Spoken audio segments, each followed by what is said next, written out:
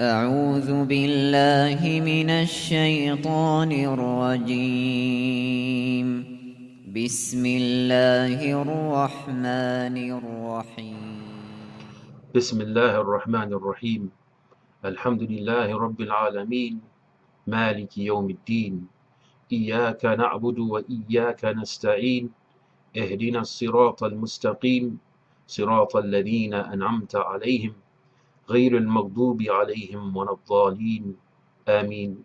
أشهد أن لا إله إلا الله، وأشهد أن محمدا صلى الله عليه وسلم عبد الله ورسوله، وهو خير البشرية، وهو خاتم الأنبياء والمرسلين، عليه أفضل الصلاة والتسليم. وصلى الله وسلم على محمد، وصلى الله وسلم على محمد، وصلى الله وسلم على محمد، صلى الله عليه وسلم.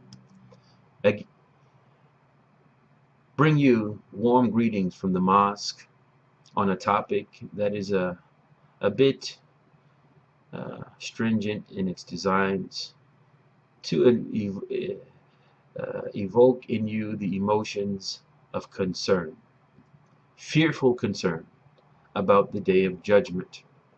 One of the things that we do is we take lessons from the lives of the companions and the followers of the Prophet sallallahu alaihi wasallam, who were human beings just as we are, and show us in their life stories how to live this religion successfully as human beings.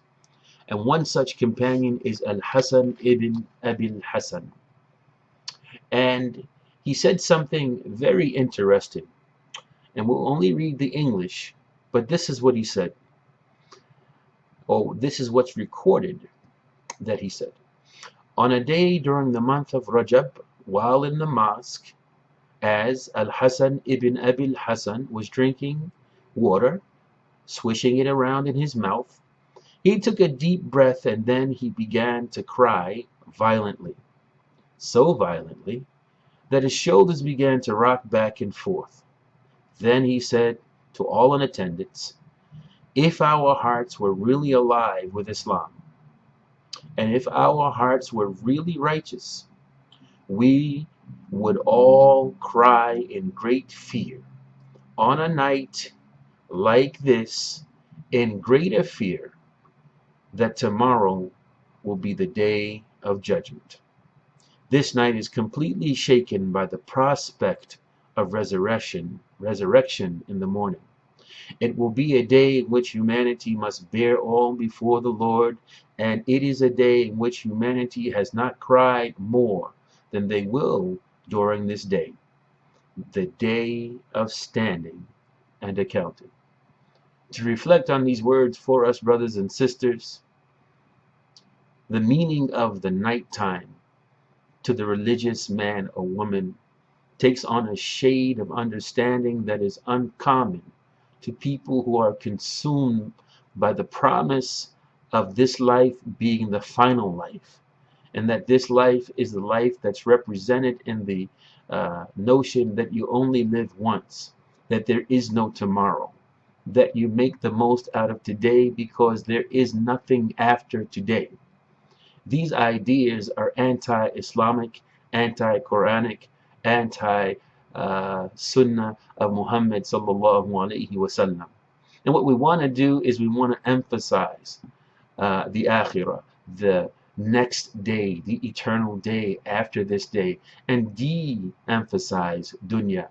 And in the words of this tabi'i, saint brother, Al-Hasan ibn Abil Hasan, we find that the way that the Prophet ﷺ taught Islam, taught the companions, who taught the followers, who taught the Salihin, the righteous scholars of Islam, is that we are to always carry with us a concern that we are living in a temporary realm, that there is a permanent existence after this life, and that there are no guarantees, and that Allah sees and knows and hears everything.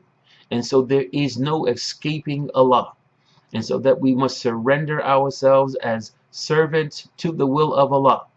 knowing that any other prospect for us is futile to go after, to chase after, because Allah is the supreme creator, and as we have heard very eloquently stated to us in the Quran, وَيَبْقَى وَجْهُ رَبِّكَ ذُو الْجَلَالِ وَالْإِكْرَامِ, and in the final analysis, there will be the face of your Lord in all its glory and might, exalted before everything that was created.